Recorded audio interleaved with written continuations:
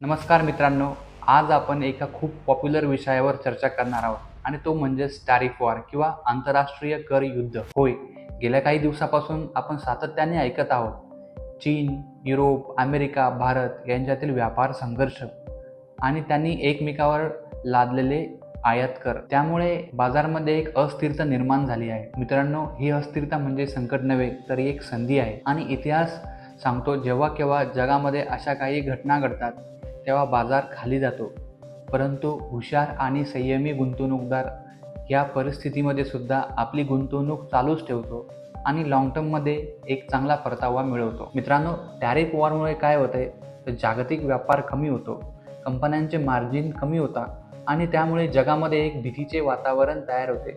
परंतु या भीतीमुळे आपली गुंतवणूक कधीही वाया जात नाही.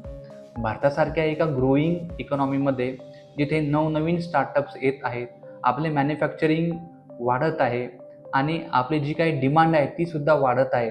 म्हणून अशा या ग्रोईंग इकॉनॉमीमध्ये लाँग टर्ममध्ये कधीही आपली ग्रोथ थांबणार नाही. त्यामुळे आपण अशा परिस्थितीमध्ये घाबरून आपली जी काही इन्व्हेस्टमेंट आहे ती आपल्याला कमी करायची नाही किंवा तिला रिडीम करायचं नाही. उलट आपण अशा परिस्थितीमध्ये अधिकाधिक गुंतवणूक करण्याचा प्रयत्न केला पाहिजे. जर बाजार पडत असेल तर तो आपल्यासाठी एक फेस्टिव्ह बाईंग सीझन आहे, म्हणून आपण अधिकाधिक डिस्काउंट प्राईसवरती ज्या काही गोष्टी आपण इन्व्हेस्ट केलेल्या आहेत त्यामध्ये अधिक इन्व्हेस्ट करून आपण त्याला डिस्काउंटेड रेटमध्ये आपण त्याला परचेस करू शकतो.